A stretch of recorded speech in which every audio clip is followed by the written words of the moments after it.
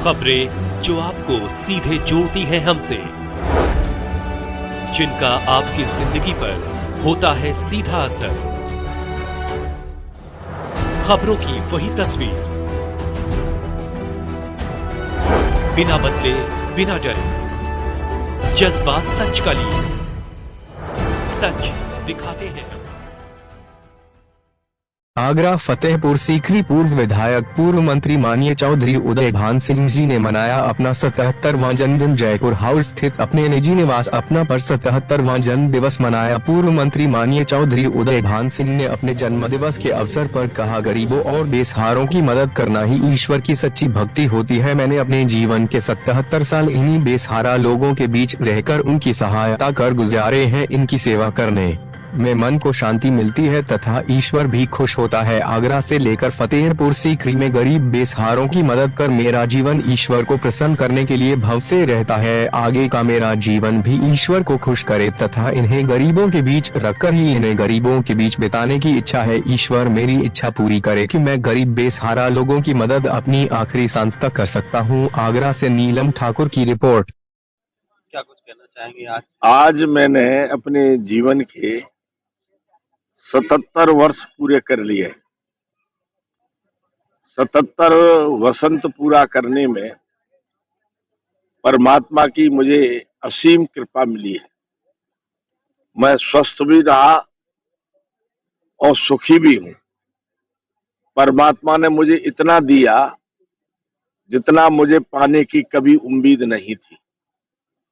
मैं परमात्मा के चरणों में बार बार, अनेक बार, अखंड बार कृतज्ञता प्रकट करता हूँ और उससे प्रार्थना करता हूँ कि जो भी मेरा शेष जीवन है, मैं उसमें राष्ट्र की, समाज की, गरीब, असहाय, निर्बल लोगों के चरणों में उनका विश्वास पात्र बना रहूं, उनकी सेवा करता रहूं और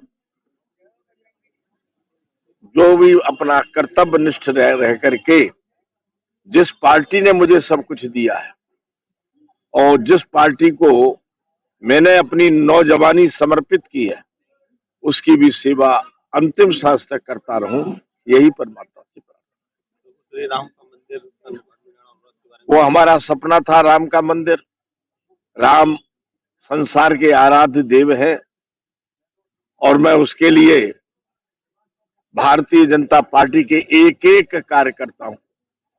मैं उनमें से एक हूं जो 6 दिसंबर 1992 में उस अयोध्या की भगवान राम की एक एक ईंट की सेवा करने के लिए मैं गया था।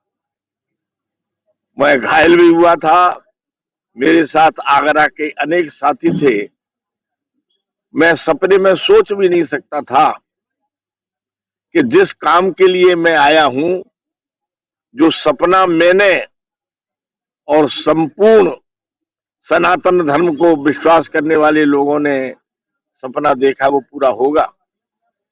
लेकिन भारतीय जनता पार्टी के एक एक कार्यकर्ता, देश का नेतृत्व आदरणीय श्रीमान नरेंद्र जी मोदी, उत्तर प्रदेश के का नेतृत्व और माननीय योगी आदित्यनाथ जी मुख्यमंत्री, इनको किन शब्दों में मैं शुभकामना दूं।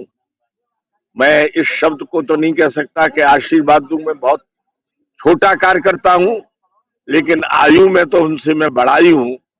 मैं आशीर्वाद देता हूं कि वो और शक्तिशाली बने और सनातन धर्म को ऊंचाइयों तक पहुंचाते रहें और इस भारत को विश्व गुरु बनाने में अपना योगदान देते रहें।